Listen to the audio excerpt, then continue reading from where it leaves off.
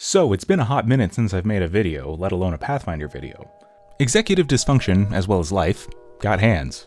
But, I'm back now, and I'm here with a video that you guys specifically have requested.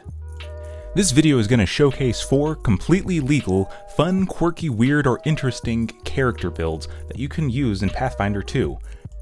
The only consideration is sometimes you might require some GM fiat, but this uses a mixture of options both from the new player core as well as old legacy options. And what's more, this video is sponsored by Wanderer's Guide, which is one of my favorite character builders for Pathfinder 2. Wanderer's Guide is an online web-based Pathfinder 2 character sheet. It's one I've actually been using for a few years, and since I was planning to do this video when they approached me, it was kind of a perfect combination. I've personally been using Wanderer's Guide for a very long time, and it's honestly my preferred Pathfinder 2 character sheet builder. Anyway, let's get started. So for our first build, this is a build that I actually came up with a long time ago, back when Guns and Gears first released.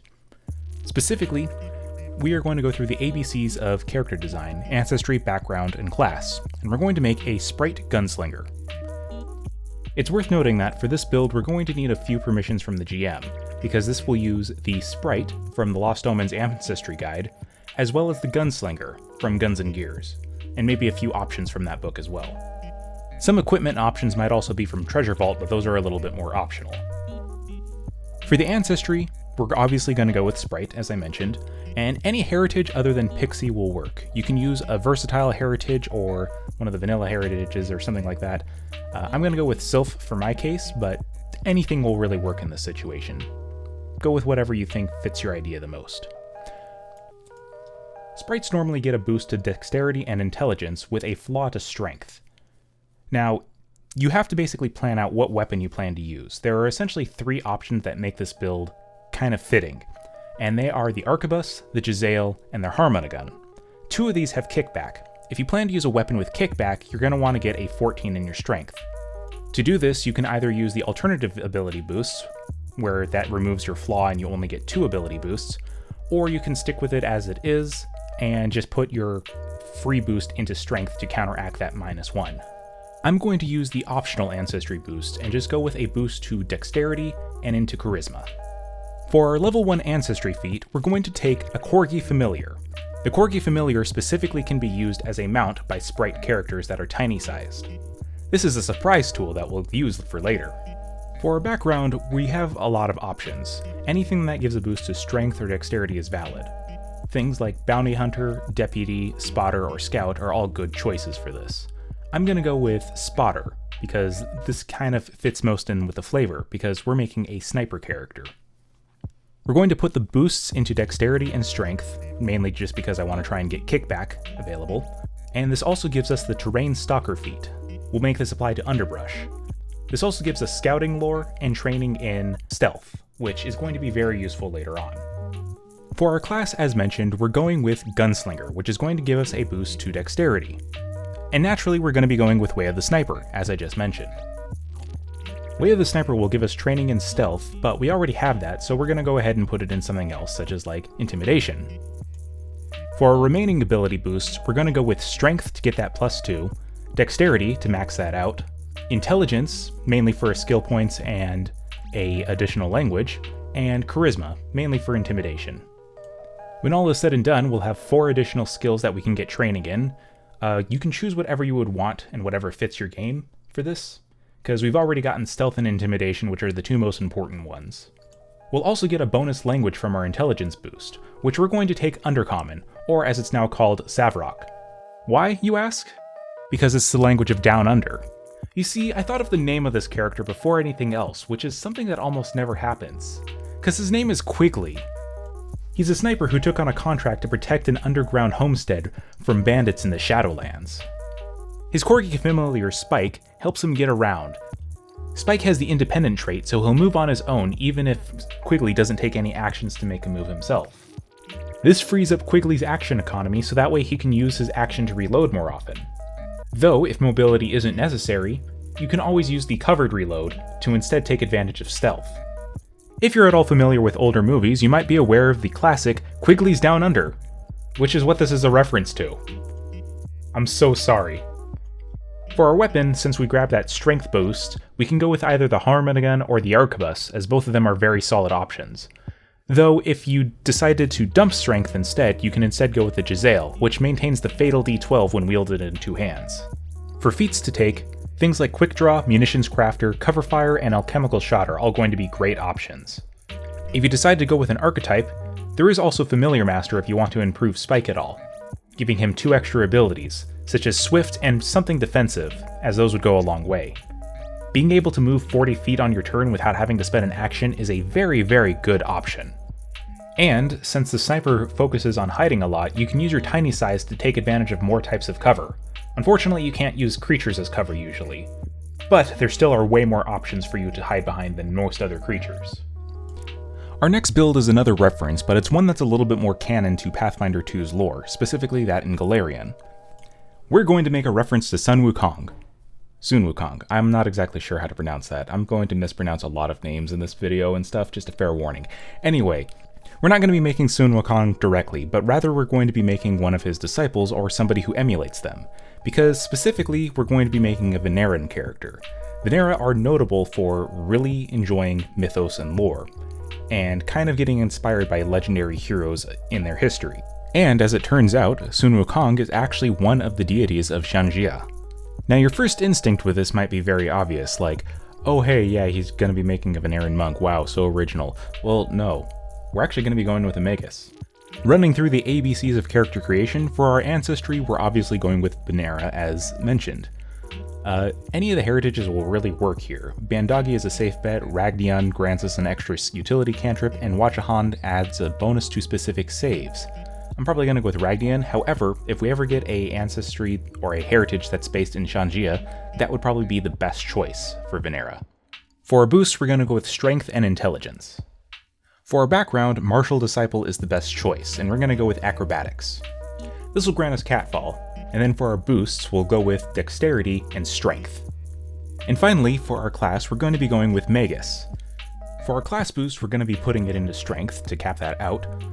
And then for our subclass, we're going to be taking Twisting Tree. Twisting Tree is pretty neat, as it specializes in using stabs, which is why we want all these strength boosts. Specifically, it augments our staff usage, granting us Agile and upgrading the damage die to a d6 when it's wielded in one hand, and when it's wielded in two hands, it extends, gaining the Reach property. Additionally, whenever we Arcane Cascade, we can dynamically switch between one-handed or two-handed at no action cost. Basically, it extends and becomes a power pole. You know, like Goku, or you know, Sun Wukong. For our final boosts, we'll put them into Strength to cap that out, get another point into Dex, so that way we can cap out our armor, naturally want to boost our intelligence for our spells, and then we can decide whether the last boost goes into Constitution or Charisma. Constitution makes a lot of sense for combat purposes, but Charisma is also very flavorful considering that you would imagine that a Disciple of Wukong would probably be pretty cheeky. Magus kind of wants a lot of ability scores, however, so it's a little bit of a tough decision. If you want to be a little bit less optimal and stuff, you can also move a few other things around. For feats, the very first feat, Arcane Fist, is really flavorful, but honestly will not be that useful. Magus's Analysis or Familiar are probably going to be safer bets. For skills to pick up, things like Athletics, Acrobatics, Intimidation, and Deception are all going to be very fitting. For equipment, naturally you're going to want to use a staff, and eventually you'll get a magic staff when you get a chance to make up for your fewer spell slots. Student of the Staff is going to be your most important feat that you should pick up when you get a chance. Our next build is less of a lore-influenced one and is more a mechanically fun idea that I've actually been able to play before. Tower shields are a bit tricky to use in Pathfinder. When raised, they only give you the same benefit as a normal shield, giving you the +2 to your AC. Plus, they also have the drawback of giving you a move speed penalty that you can't fully mitigate. Or can you? This build is mostly player core ready, though there are a few options that we'll need from Legacy books potentially. For Ancestry, we can go with any option that gives us movement to compensate, like an elf, or we can go with human or dwarf. I personally prefer going with human. If going human, we'll need to take the adopted Ancestry feat, specifically for dwarf, because they have an Ancestry feat that we're going to need to get as soon as possible. Our goal is to get Unburdened Iron. This is a dwarven feat that removes any move speed penalties from your armor, which you'll probably be wearing heavy, and reduces any other 1 move speed penalty by 5 feet. While a tower shield is not armor technically, it is a valid candidate for the second clause, allowing us to fully negate the movement penalty, while wearing heavy armor. For our background, any choice is fine, though I would choose something that emphasizes either a protective nature or focuses on physical endurance, such as field medic, laborer, or farmhand. For our class, champion can be a good choice, as it gives you the spiritual ally for your shield. This can increase its hardness and makes it easier to repair. Fighter is also a good choice because it has maneuvers that can provide excellent mobility and repositioning, and its accuracy boost will come in handy for the latter part of this build. Personally, Fighter is what I went with when I made this build myself. Since there are now modular sturdy shield runes, we also don't have to worry about our tower shield falling off as we level up, which is great. It means that we can basically use a shield that we really like and just use it the entire way through the game. So, as I mentioned, a tower shield provides the same +2 AC bonus as a standard shield normally does when you raise it. So, what does it offer that is different? The key thing is that when you raise a tower shield, you don't just count as giving yourself the shield bonus, you actually count as having standard cover, and you also provide standard cover. This means that if an ally can get behind you and an attack is incoming, and it has to cross through your space, that ally will have standard cover to the attack. Since you also are now standard cover yourself, you, as well as any of your allies, can take an additional action to get a +4 bonus to AC. Now, you have to spend 2 actions in order to get this. However, all of your allies only need to spend 1 action to get a +4 bonus to AC, as long as they can break the line of sight of the target. And naturally, because you're grouping up, you've got to watch out for those AoE attacks. However, this +4 bonus also applies to reflex saves, so you're kind of set there as well. To combat the action costs a bit, there's 2 legacy feats that will need our GM's permission to take, that were featured in the character guide, Everstand Stance and Everstand Strike. These are normally available to Knights of Last Wall, but they're not lore-specific feats otherwise. Still, you'll need your GM's permission to take these. Everstand Stance allows you to hold your shield in 2 hands, turning it into a better weapon. This augments its damage die, as well as increases its hardness, allowing you to more effectively use it to fight and block. Everstand Strike allows you to, while in this stance, attack with it.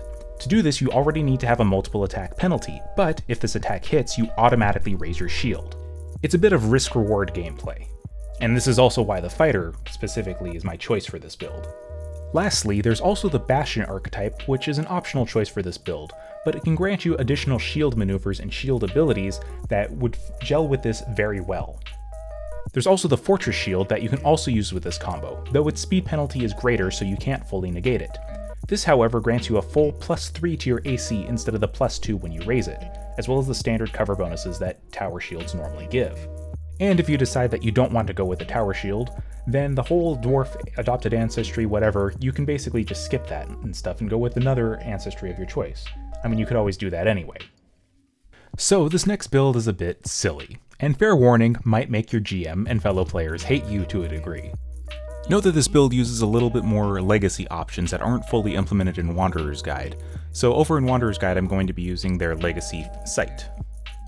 For this build, we're going to first select an animal. Any common animal will do. We're going to go with snake. Next we'll select Nagashi, and their heritage is going to be the versatile heritage Beast Morph. By the light of the full moon, they transform into a snake. Half snake, half snake. Background doesn't need to be too specific, though I might recommend cultist, because then you can say you're part of like some kind of snake cult. Maybe as their leader, or sacrifice, who knows. For class, we're going to take Summoner with a Beast Eidolon. Eidolon. I'm never going to pronounce that right. This summon will also be a snake because of course it's gotta be. And then when we can, we're going to take an archetype. It is worth noting that your Eidolon does not have the minion tag. It is not, specifically, an animal companion, due to its unique interaction with your action economy. Thus, this does not preclude you from getting an animal companion, which means that you can legally take the Beastmaster archetype and your GM can't do anything about it. Naturally, your companion will also be a snake. The way this works is fairly interesting. Since you share your economy with your Eidolon, you can use Act Together to take a single action to command your companion, granting it 2 actions, while using 3 actions to control your Eidolon. You now effectively have 5 actions to use on this turn, distributed amongst your Eidolon, companion, and self.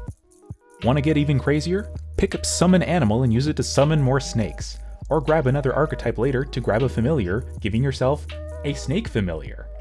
Or maybe you can get one from an ancestry feat if going with something other than snakes. You'll eventually run out of actions to command all these creatures eventually, but you can flood the battlefield with tokens in the meantime. Watch as your GM weeps with how many tokens you've put on the field and you now need to track, and then weep in turn when every encounter starts introducing AoE effects like fireballs just to deal with all of them. So that concludes all the ideas that I wanted to share and kind of go into. However, there are a few honorable mentions that I want to make. One is a laser automaton monk. This also works with a Leshy. When you play a automaton or a Leshy, you can get an ancestry feat that gives you a innate natural weapon ranged attack, either a seed bullet or energy beam eyes. Coincidentally, because these are natural weapons, they are valid candidates for a monk's flurry of blows, so you can totally use flurry of blows to do flurry of lasers or flurry of seeds. Another concept is a Leshy druid of the plant domain or leaf domain, whichever one it is, I can't remember, but you basically flavor the find familiar Leshy that you get from this as your wife, or partner, or whatever you have. Summon wife. Let's go. Another option that I've played before personally is an investigator that specializes in firearms. You can do this with a Gunslinger dedication, or just grab a firearm because most of them are just martial weapons. Studied Strike in particular is really good with loaded weapons, especially ones that have the fatal property or deadly property, because it allows you to predict when you're going to get that crit. Anyway, thank you again to Wanderer's Guide for sponsoring this video. I've made all the options that I've done public and leveled them up to level 4, so you can check them out and see some ideas. They're linked in the description. I hope at the very least this kind of has given you some ideas on how to build some new characters yourself, or if you've had any fun ideas that are very quirky and weird, feel free to share them in the comments. Anyway, I'll see you all next time I decide to finally publish a video, which could be anywhere from a few weeks to a few months from now. Who knows? It's always a surprise, even to me. I don't work on YouTube's schedule. Goodbye.